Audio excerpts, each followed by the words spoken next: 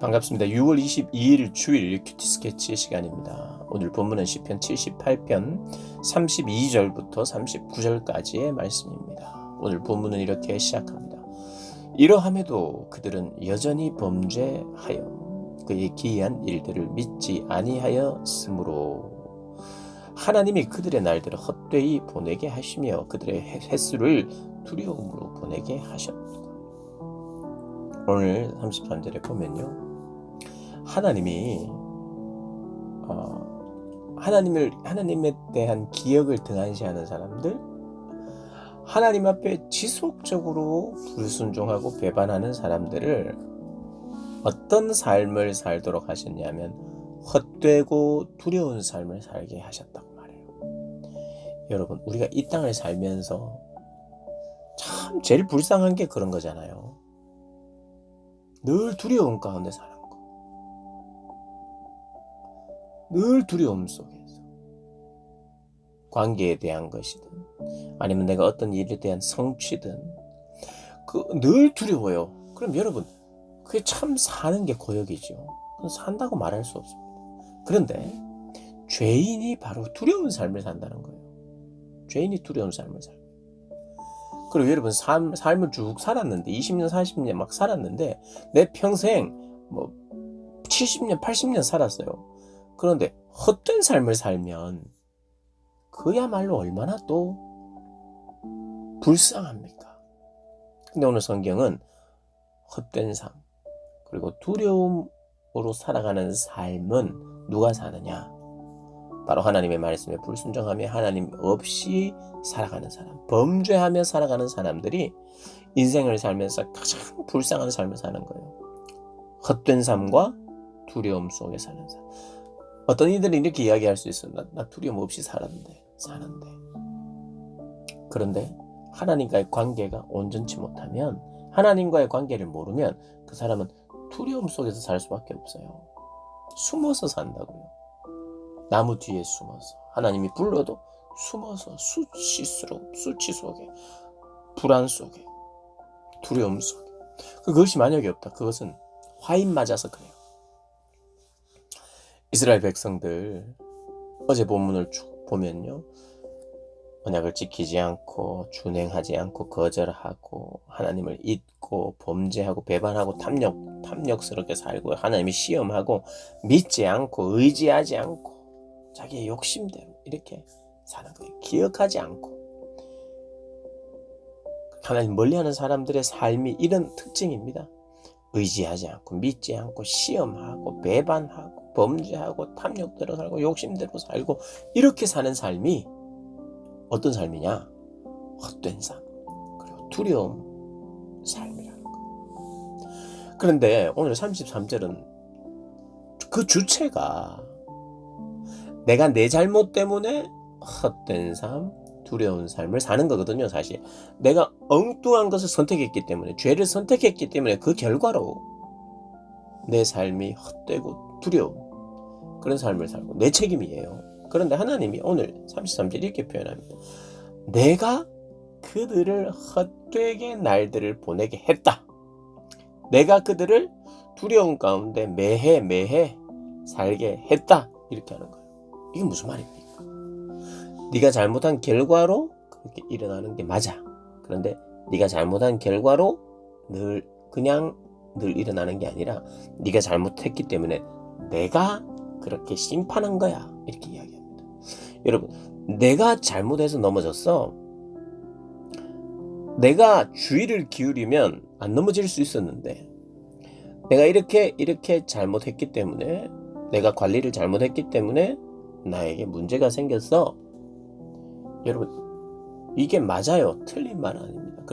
그런데 더 맞는 이야기는 뭐냐면 내가 그렇게 했기 때문에 당연히 그런 아픈 삶을 살았고 헛된 삶을 살았다라고 말하는 요 사이에 이걸 두는 거예요. 더 정확한 말은 내가 그렇게 살았기에 하나님이 나를 심판하셨어.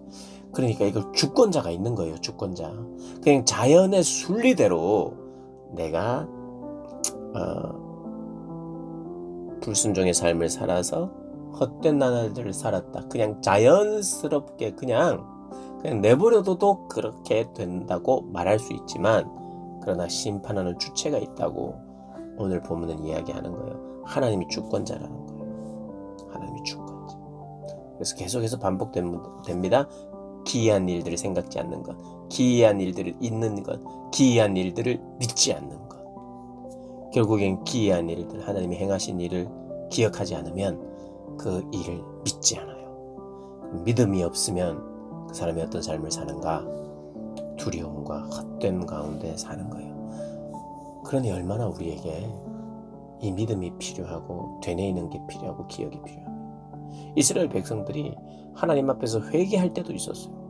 그래서 하나님이 용서하기도 하셨죠. 근데 하나님이 이런 이야기를 합니다. 34절에 만나와 메추라기 사건, 특히 메추라기에 대한, 메추라기를 고기를 먹고 싶다고 항변하고 원망할 때 하나님께서 고기를 확 부어주셨잖아요. 메추라기를. 그런데 그것을 음식을 해서 입에 넣어서 씹기 전에 죽었다 그랬어요. 사람들이 죽는 모습을 보고 나머지 사람들이 회개하기 시작했어요.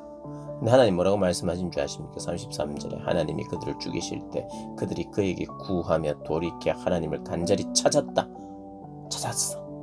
하나님이 그들의 반석이시며 지존하신 하나님이 그들의 구속자이심을 기억했어. 그래, 기억하고 돌아왔어. 그런데 이렇게 이야기합니다. 36절에 그러나 그들의 입이 그에게 아첨하며 자기 혀로 그에게 거짓을 말하였으니 이는 하나님께 향하는 그들의 마음이 정함이 없으며 입으로 말했고 하나님 앞에 하나님을 기억했어. 그런데 그들의 마음이 정함이 없어. 여러분, 정함이 없다는 말이 무슨 말입니까? 그분과 함께 이 원어를 풀면 이래요. 원어를 직역하면 그들의 마음은 그분과 함께 확고하지 않았다. 그분과 함께 확고하지 않았다. 그분을 바라보고 그분께 집중하여 그분처럼 일관성 있게 확고하게 서지 않았다는 거예요. 마음이 이랬다 저랬다. 내가 불리하면 이랬다가 또 내가 좀 괜찮아지면 저랬다가 아플 때는 하나님 앞에 정말 울며 불며 바랬다가 건강해지니까 또 잊어버렸다가 죄로 말미암아 징계를 받아서 내가 병들었는데 주님 앞에 그렇게 회개하고 기도했다가 그 병이 나으니까 다시 교만해지고 하나님을 떠나고 이랬다는 거예요. 이스라엘이 광야에서 그런 삶을 살았죠. 그래서 너희들의 마음이 정함이 없었던 정함. 그래서 우리가 하나님 앞에 내 마음이 정함이 있기를 원합니다.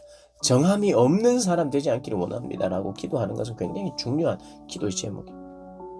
그리고 이렇게 이야기합니다. 그의 언약에 성실하지 않았다. 언약에 성실하지 않았다. 약속을 깨뜨렸다는 거예요. 자신의 순종의 삶이 결여되었다는 겁니다. 하나님과의 신뢰의 관계를 늘 지키지 않았다는 거예요. 그러니 마음이 정함이 없었다는 건 마음이 이랬다 저랬다 일관성 없이 하나님을 주목하지 않는 내 내면의 상태라면 외적인 모습은 약속을 늘 깨는 거예요. 순종한 삶이 없어요. 삶에서 늘 넘어지고 실패합니다. 삶에서 배반합니다. 성실하지 않아. 언약에 성실하지 않아.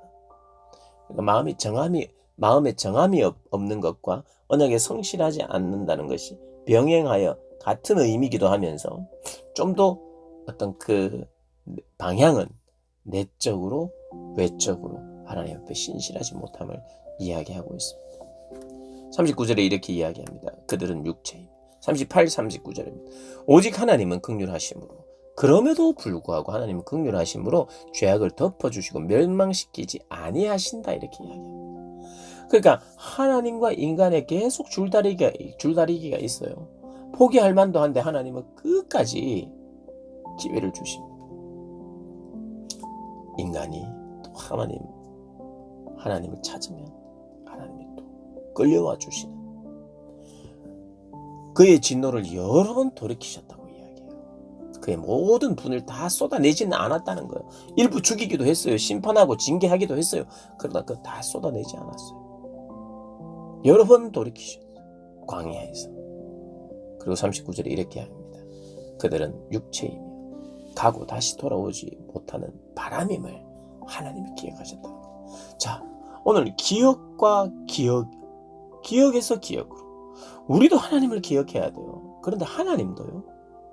우리를 기억해요. 우리의 무엇을요? 신실함, 정함이 있음.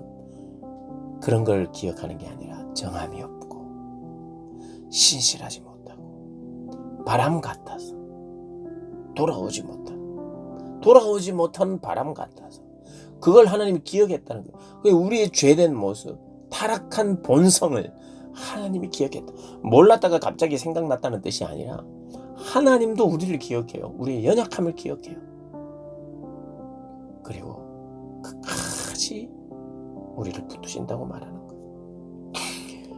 다시 돌아오지 못하는 바람임을 기억하셨다. 그들은 육체일 뿐이며 그들은 혈기만 있는, 그러나 나는 지속적으로 자비를 보였다. 그 자비 앞으로 나오지 않겠니? 오늘도 우리에게 요청하고 계십니다. 하나님의 그 기억하심에 감사하면서 그분의 손을 붙드는 저와 여러분 되시기를 주님의 이름으로 축복합니다.